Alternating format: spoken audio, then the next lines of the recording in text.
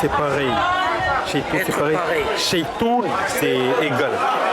Chez tout, c'est pareil. Chez tout, les capot. Pour Dan et ses amis, ces ateliers intergénérationnels et collaboratifs offrent un cadre idéal pour se réapproprier la langue et questionner ses nouveaux usages. C'est bon aussi pour nous, les jeunes. On n'a pas aussi les mots difficiles. Pour ça, je vais apprendre à mes enfants de mes pour les mots. Il faut qu'eux gardent toujours la langue ici chez nous.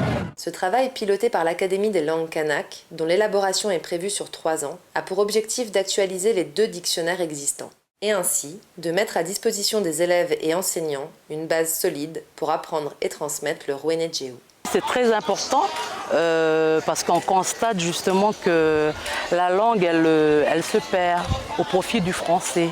Il y a beaucoup de difficultés à travailler, par exemple, qu'avec les jeunes, on est très influencé par le français. Quand on travaille sur les mots, on a des difficultés, soit on n'a pas entendu le mot, soit on n'arrive pas à le situer dans une phrase. Pour moi, il faut rassembler tous les éléments de langage, des plus soutenus aux plus familiers, aux plus courants, pour avoir une bonne représentativité de ce qu'elle est, la société de Djéou, et comment elle se dit, comment elle se représente par les mots. Le fait d'inclure la population de Djéou dans la fabrique de ce dictionnaire, eh bien, on en fait un outil qui est fait par les gens de Lifou, pour les gens de Lifou, et reconnu par les autorités coutumières de l'île. On est vraiment dans ce concept-là. Et l'autre action efficace, c'est qu'en faisant ce dictionnaire-là, on pousse la population à réfléchir sur les mots et à s'interroger sur la transmission, notamment linguistique. La tribu de Djououlou a commencé à plancher sur la lettre A. Et chaque tribu de l'île va se voir attribuer une lettre de l'alphabet pour enrichir le nouveau dictionnaire.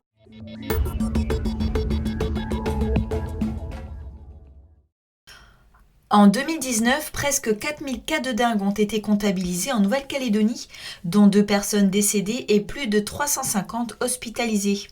La Nouvelle-Calédonie avait alors déclaré l'épidémie de dengue. L'an dernier, le pays a enregistré seulement 63 cas, un chiffre qui a baissé de 98% en moins d'1 an.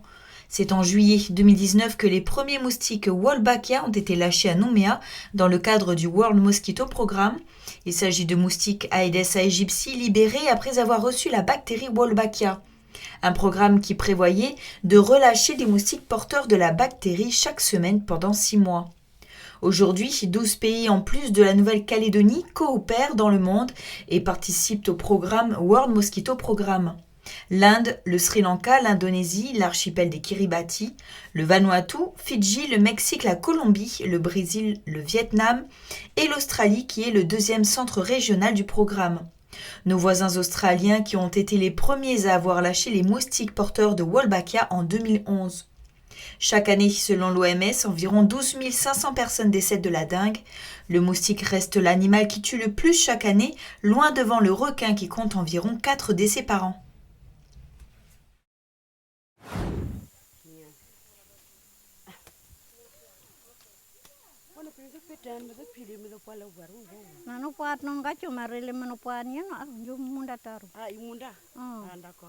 Autour de ce bagnon rouge, Agnès cherche une jeune racine plus souple et facilement malléable.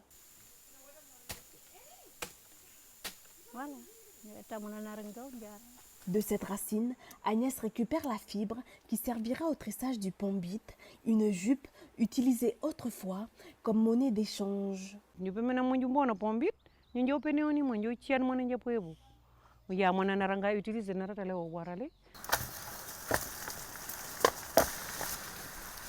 Racines de bagnon, graines de cica, aujourd'hui, l'heure est à la récolte des matières premières.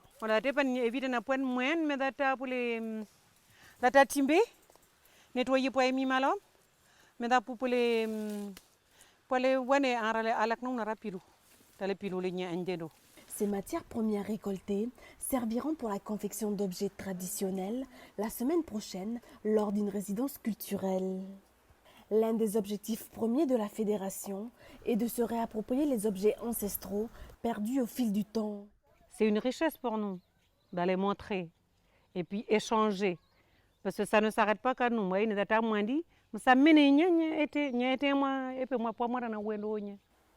Toute cette semaine, le groupe de femmes continuera de récolter leurs matières premières. La résidence culturelle aura lieu au Centre culturel Tchibaou du lundi 25 au samedi 30 janvier prochain.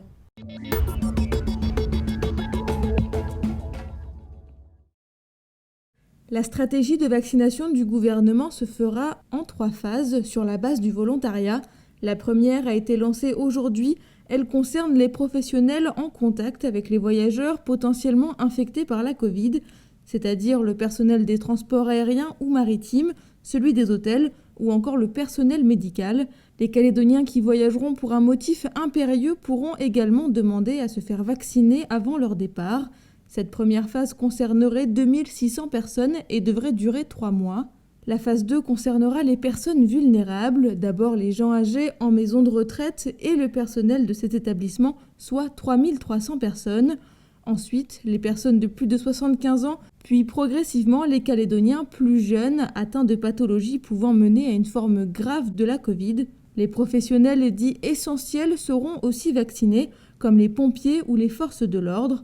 Le déclenchement de la 3e phase permettra au reste de la population de se faire vacciner. Effectivement, le premier objectif, tout le monde le comprend, c'est d'abord de protéger les individus, puisque l'intérêt de cette vaccination, c'est d'éviter toutes les formes graves de maladies potentielles liées au Covid-19.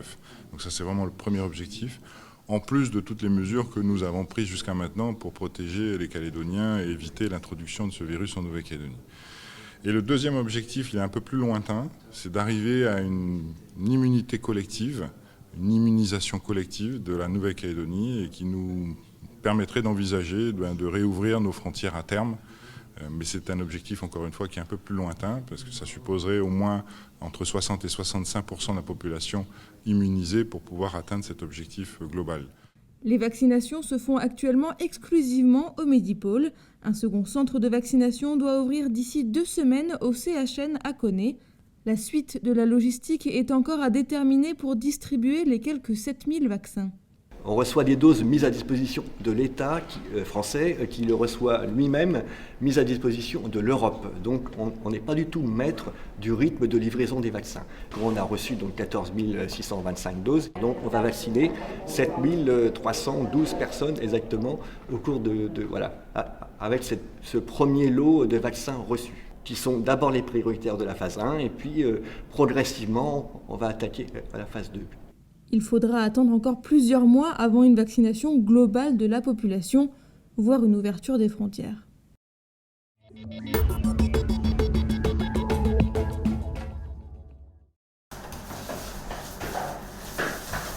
est en train de préparer les bureaux avant la rentrée. Tu t'y connais en peinture ? Un peu.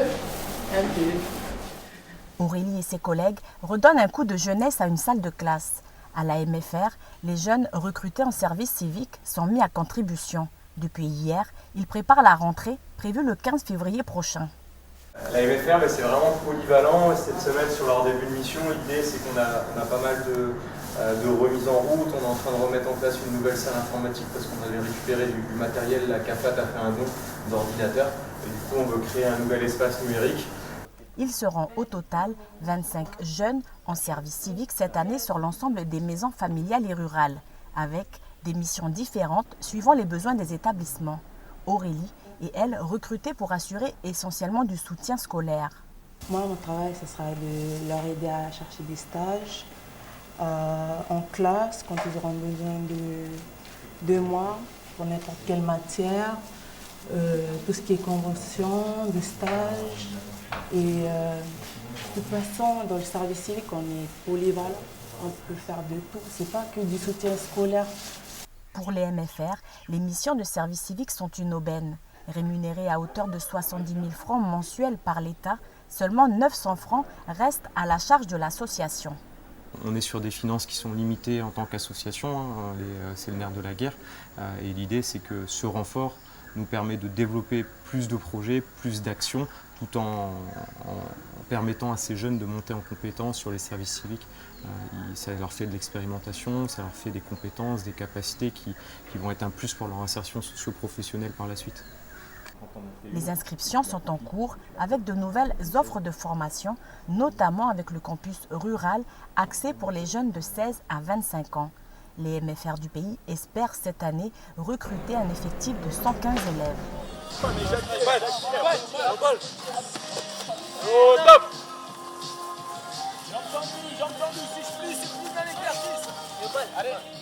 Je m'appelle Brent Liofao, j'ai 16 ans, je pratique le rugby depuis 8 ans. Ça va faire 2 ans que je suis au pôle rugby de la Nouvelle-Calédonie. Je joue deuxième ligne ou soit troisième ligne. Alors Brent Liofao est arrivé en 2019, janvier 2019. Son parcours est assez fulgurant aussi, hein, mais elle est à l'image de son potentiel. Il est arrivé avec entre 142 et 147 kg. Et l'objectif pour nous était, le premier objectif était de le remettre en forme. Donc effectivement, on a fixé des objectifs de travail. On a dit que ça allait être dur, très dur. Il n'a pas touché un ballon. Il a fait que du vélo, que des exercices d'aérobie.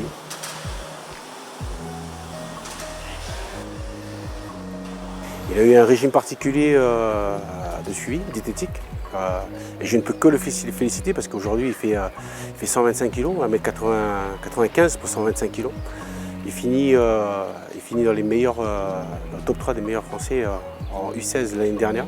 Donc et il est convoqué chez les U18 cette année au mois de février prochain.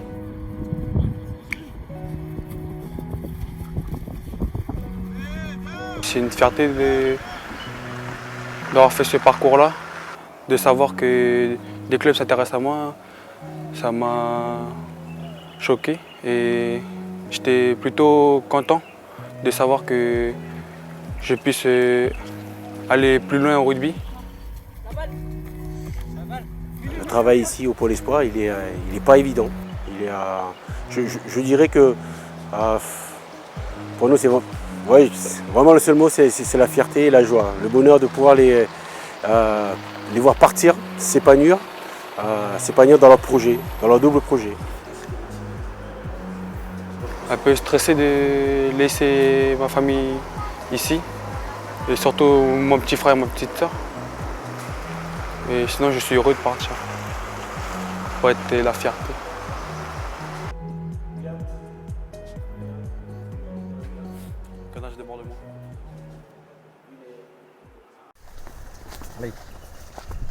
Antoine et Jean-François, techniciens de la DDE, se rendent sur la plage de Tieti où une tortue a déposé ses œufs.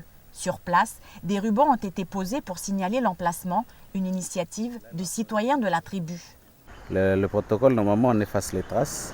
Surtout là, c'est une plage qui est fréquentée, donc il ne faut pas que les gens non plus voient pour ça. Comment on peut expliquer cette venue sur cette plage très fréquentée? Je ne sais pas. À moins que la tortue, il faut qu'elle pende. Donc, elle est obligée de trouver une plage la plus proche pour remonter. En général, les tortues reviennent pondre sur leur site de naissance. La ponte a eu lieu dans la nuit de mardi à mercredi. Un phénomène exceptionnel, car ici, pas une tortue n'a pondu depuis 30 ans. Selon les techniciens, il s'agirait d'une tortue grosse tête. Là, déjà, on dirait qu'on voit les traces de pattes de chien. C'est ce qu'on recommande à la population. C'est d'éviter d'amener surtout les chiens parce que c'est une grosse tête. C'est là où ils viennent tout de suite, ils sentent l'odeur des œufs et puis ils se mettent à creuser. Après avoir constaté des traces de pas et d'empreintes d'animaux, les rubans sont enlevés et la zone recouverte. Sur les sites de ponte, comme il n'y a pas beaucoup de monde qui circule, on efface juste les traces. Donc là, l'idée, c'est d'effacer les traces pour ne pas attirer la curiosité. Voilà, c'est ça. Il ne faut pas qu'il y ait trop de... Il faut juste réaplatir là pour que ça soit plat, pour que les gens y marchent normalement. Les œufs sont déposés en moyenne à 60 cm de profondeur. Donc aucun risque de les abîmer. Tu marches sur le sable, non. Si sur Poignimier, les observations montrent une hausse de pente sur les îlots, sur Yingen, le résultat est à la baisse. En province nord, le suivi de tortues se poursuit jusqu'à début février.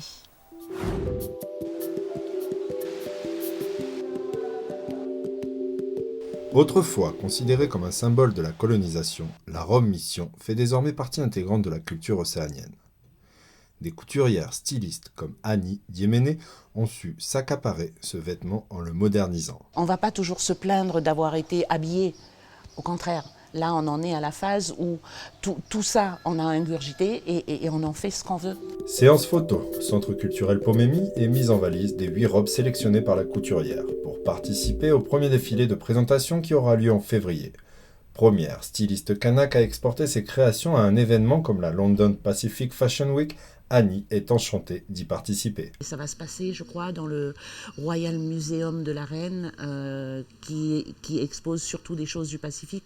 Le simple fait de pouvoir, d'imaginer pouvoir y participer, et là, ça commence à se réaliser.